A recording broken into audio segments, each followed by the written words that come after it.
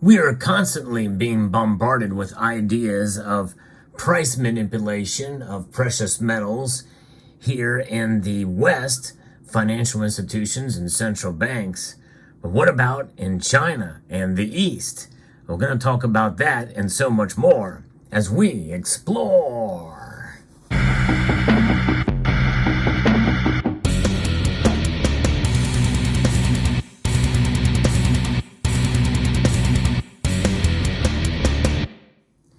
It is without a doubt that there is price manipulation going on in the gold markets as well as in silver, but there is for all commodities. It's happening everywhere, but there's a whole new level of it occurring in China. And of course, on this channel, I like to document when this does occur. We have seen it with JP Morgan, especially with the precious metals trading desk, but one can make a cogent argument that the Central Bank of the United States, which is the Federal Reserve, and other central banks do the same thing. But you don't often hear about it happening in the East, in China. And that's what I'm going to be doing in this video, in a piece here by John Neuenhaus, as shared with me by the member of the community. This is exactly what's going on by obstructing gold import and exports. The People's Bank of China is greatly amplifying the gold premium or discount on the Shanghai Gold Exchange relative to metal traded in London. In the past 12 months, the People's Bank of China has restricted gold import to curb capital flight and defend the renminbi, resulting in exaggerated SGE premiums. With these interventions, the Chinese central bank risks the gold market it supervises from functioning properly and stagnates internationalization. And that is part of the whole process of this de-dollarization effort, but also de-globalization as well. You know, there's a great contingency with the World Economic Forum and the United Nations to really bring power centrally on a global scale. But there's pushback, especially with one of the big players in the BRICS nations, that's China. In fact, I would dare say they're the biggest economic player without a doubt. And they're putting an impact on gold because they are accumulating. I think they're accumulating more gold and mining more gold than even the official numbers are stating. And I think this is something why we should watch China very closely. But right now, they are indeed manipulating the price. The difference between this gold price and the Shanghai Gold Exchange and the Shanghai International Gold Exchange reveals the manipulation on the part of the central bank. That's where the arbitrage is. The core responsibilities of the People's Bank of China are to maintain financial stability and to maintain the stability of the value of the currency and thereby promote economic growth.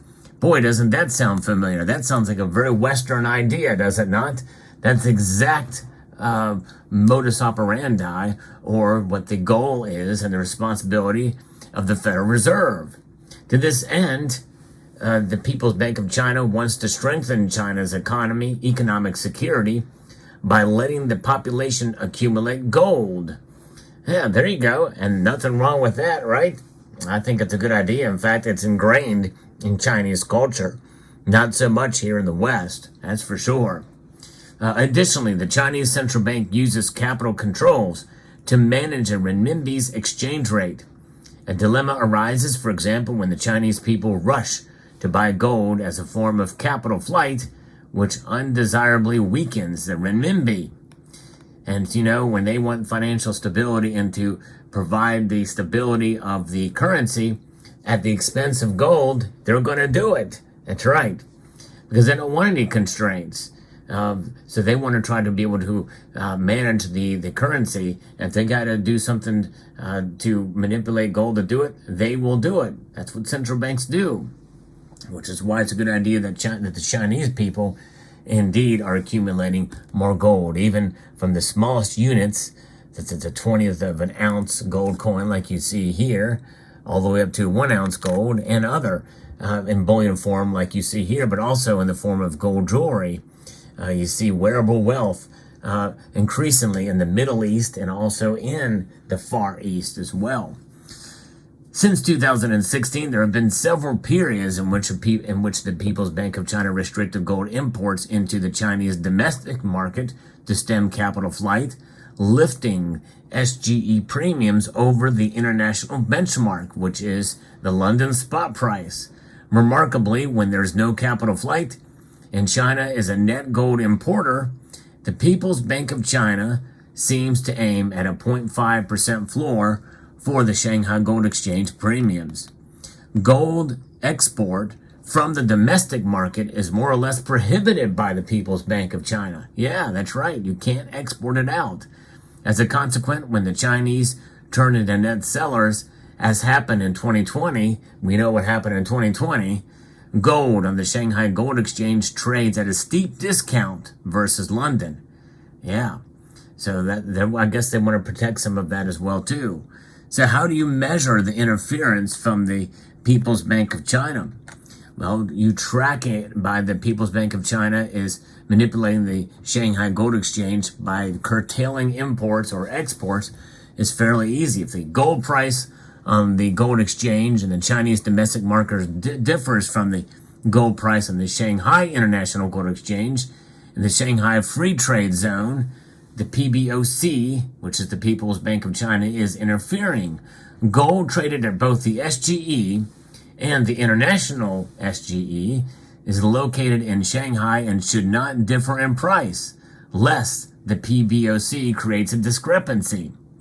And gold trading on the Shanghai Gold Exchange and the FTC, the Free Trade Zone, is separated from trading on the SGE in the Chinese domestic market. Gold enterprises can freely import and export gold in and out of the Free Trade Zone, while the PBOC controls import and export into and out of the domestic market. 15 or so banks are eligible to request the People's Bank of China for a license. And every batch needs this new license, according to Jan Neuenhaus here, to import into the domestic market. Export from the domestic market is prohibited, save for panda coins. That's right. That's these right here. This is why you see these all over. Of course, you know, they're pretty commonplace and they do trade at a higher premium. Yeah, and a few other items, which, you know, it's very rare that you will see other items. In fact, most of the Chinese theme stuff come from other mints, namely from the Perth Mint especially. It's ironic because the Perth Mint itself has been accused of doping gold. In other words, sending a little less pure than what is required in the SGE. And it was a whole big deal. I actually had documented that on my channel quite some time ago. It's kind of interesting to see now that they're being called out on it. So simplified, the Shanghai International Gold Exchange gold price is the, quote, uncensored version. And that's just it. How much do the Chinese people know about even the arbitrage between those two? The difference between the SGE, the Shanghai Gold Exchange, and the International Exchange. The difference between this is if there's any obstruction going on. That's where you can really tell. But it's kind of interesting and crazy to see how this works. You take a look for a diagram, you can see that the Chinese domestic gold market and the licenses that the PBOC has between the Free Trade Zone and the rest of the world. It's kind of interesting and fascinating. Cross-border trade in the Chinese gold market, where a license is required, the central bank can interfere with the flow of gold and thus the prices.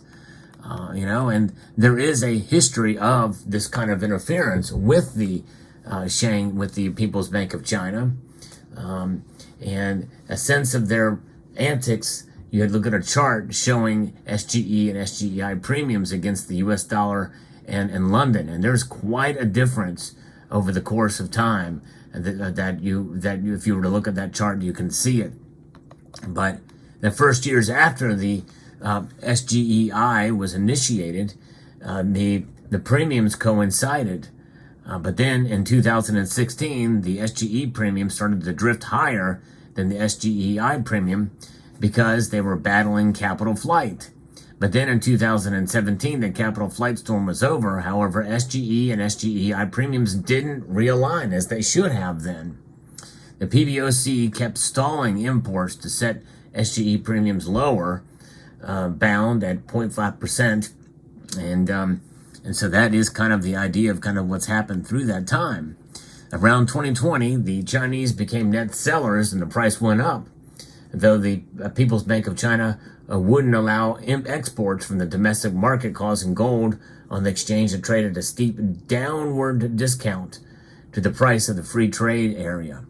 And so since 2020, we have seen this move in the other direction here. We illustrate that often the renminbi weakens, and the People's Bank of China is allured to restrict gold imports, which drives up the premium yet again at the Shanghai Gold Exchange.